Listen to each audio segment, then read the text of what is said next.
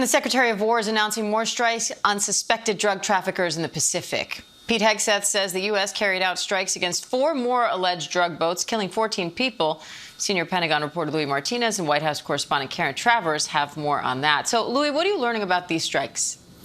Well, Dan, what we learned is that, once again, it's in the Eastern Pacific. This is now the third time that we've seen strikes in the Eastern Pacific. The bulk of these strikes have been occurring in the Caribbean around Venezuela. But we learned that 14 individuals were killed in the 3 separate strikes that targeted 4 ships. You see right there that there were 2 vessels that were side by side. That was the first strike, then followed by 2 other strikes on speeding boats. But there was a survivor in this incident that took place yesterday, in one of these 3 incidents that took place yesterday, and it's unclear exactly whether this individual was rescued by Mexican Search and Rescue because they were the ones who were tasked with rescuing this individual. Louis, in a speech to service members in Japan, President Trump also threatened land strikes again. Any more from the Pentagon on that?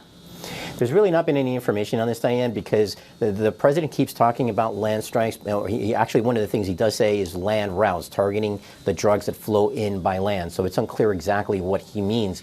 But we did hear from Senator Lindsey Graham this past weekend on one of the Sunday talk shows where he said he believes that President Trump has convinced himself that we need to see land action inside of Venezuela and possibly even Colombia. Now, what does that mean? I think one of the things that's been talked about is potentially the use of airstrikes targeting drug labs in either of those countries. But again, if that does take place, that would be a significant ratcheting up of what we've seen, because all of these strikes that we've seen so far have been in international waters.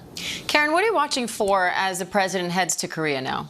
Diane, it's been notable to see the president talking about how the United States has very strong ties with other countries in the region ahead of his very big meeting on Thursday with China's President Xi. He was focused on trade with the new Japanese prime minister and business investment by Japanese companies in the United States. But of course, the centerpiece of this trip is going to be that meeting on Thursday. The White House continues to express optimism that they have this framework agreement on trade. But Diane, there's still a lot of questions about whether this is just an extension of the current truce between the 2 countries right now, or actually if we're going to see tariffs lowered from their current rate. The president has threatened to raise tariffs by an additional 100% on November 1st. So this meeting is very important to see if the president does go forward with that or actually brings the tariff rate down if this deal that they apparently have reached is acceptable enough to him to keep things status quo right now.